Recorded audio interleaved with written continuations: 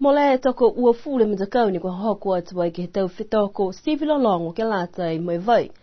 Ni whakahoko e ta whakaluanga nei ke he whaletolo he aunga tokolonga ke puli po whaiumu mai tokolonga lau tolu ni kwa tolo atua ki kiskese mai whanongonongo ataki ai. Koe tau mtakau kwa lewa fuki he maho manaki whalia lau tolu kwa lafkilonga haka manaku ke maua e tau pale mitaki.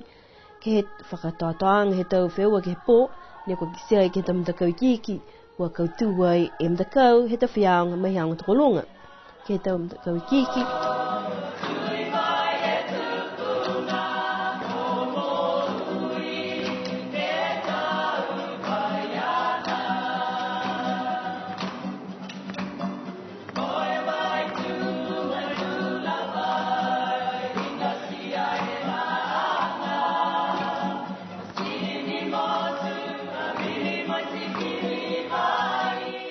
Tua i mtakau mai tangotonga.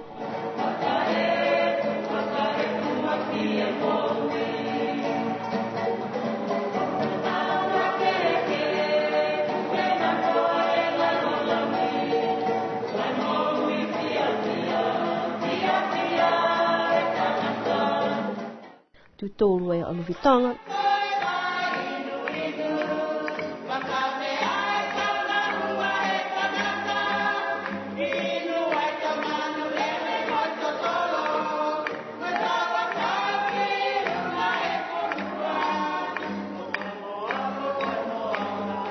Mwe tu whai a tamahale leka.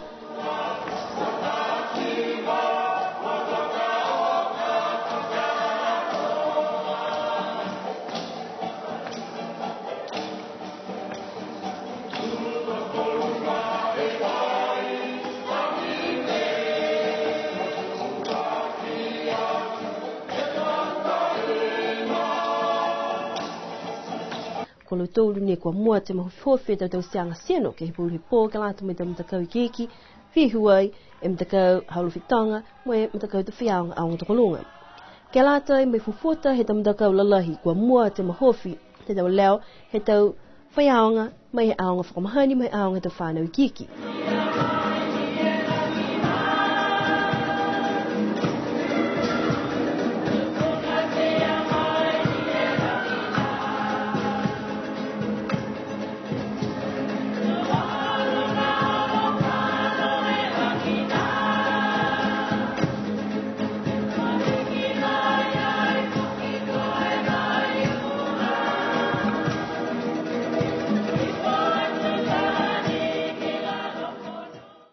Vai pāua e mtakau mai he te whiaonga he aunga tokolonga.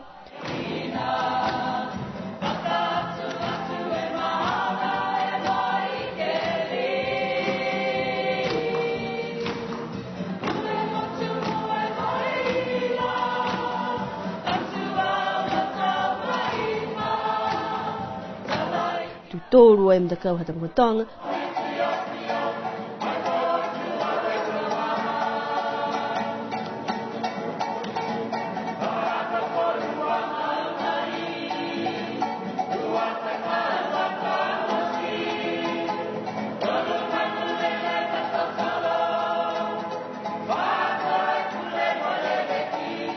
Mwe tu whai foki a tamahale leka.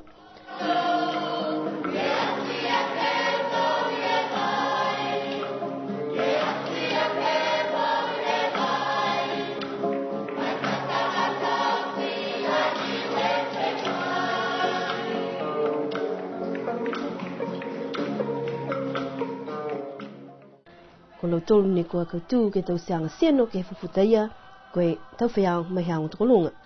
La he mana ia mai fulfuluale tau whakaroanga ke lata mai pō, ha koe tau whakaroanga whakahoho, ke lebeki mai pui e vai, koe koloa mahuinga mai tau momui he tau tangata.